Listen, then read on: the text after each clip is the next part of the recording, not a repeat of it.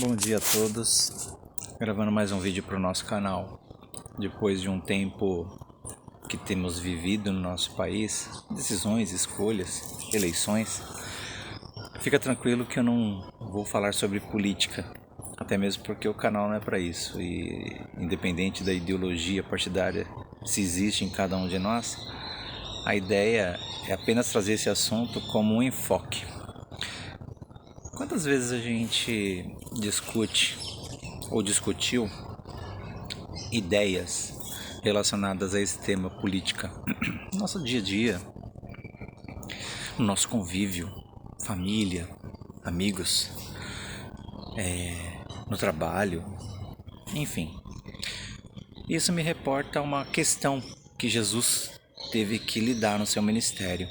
Quando Jesus ele chama os 12 discípulos, e nos evangelhos consta que ele chamou inicialmente 12 discípulos que se tornaram seus apóstolos, há duas pessoas ali que, estudando tanto princípios bíblicos como extras bíblicos no sentido de relatos, a gente consegue destacar dois personagens distintos em ideologias.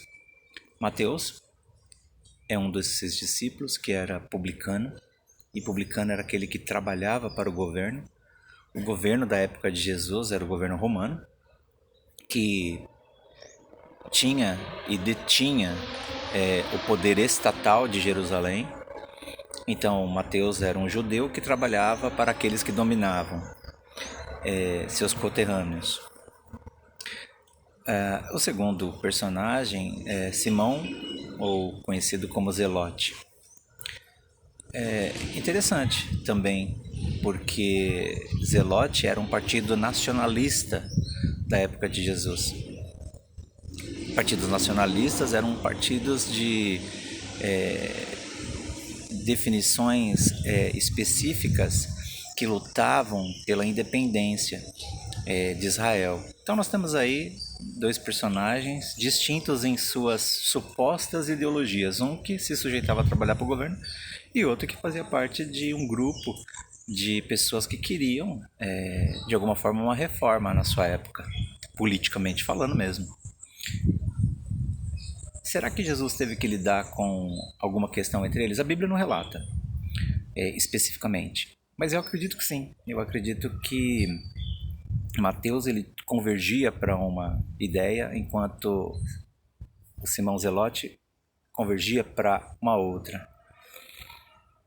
É interessante a gente pensar sobre isso depois de um tempo vivido no nosso país em que algumas ideologias extremas para um lado, extremas para o outro, elas não convergem, elas divergem apenas. E eu fico pensando, como é que Jesus lidou com isso? A resposta bíblica é simples. Jesus, em seu ministério e no seu discipulado com essas pessoas, ele sempre enfatizou a verdade. Não há nada além da verdade. E a verdade de Jesus é a verdade bíblica expressa na sua vontade de obedecer os mandamentos do Pai. Jesus sempre deixou isso claro para os seus discípulos: eu não vim fazer a minha vontade, mas a do meu Pai. E quando Jesus usa essa expressão de linguagem, fazer a vontade do Pai, obedecer ao Pai, tem a ver com os mandamentos. E o maior mandamento que Jesus nos deixou expresso nos seus ensinos é: amarás teu Deus acima de todas as coisas e o próximo como a ti mesmo. E é interessante, né?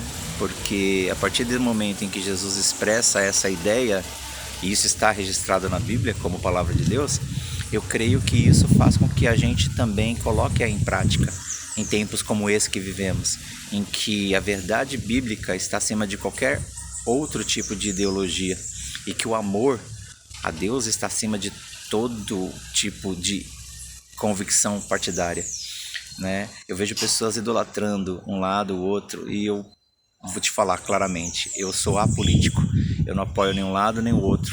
Eu quero ficar com a verdade bíblica e com o amor de Deus no meu coração, porque tendo amor a Deus, continuando a ideia do mandamento de Jesus, ele diz que o segundo e maior mandamento igual a esse é amar ao próximo como a ti mesmo.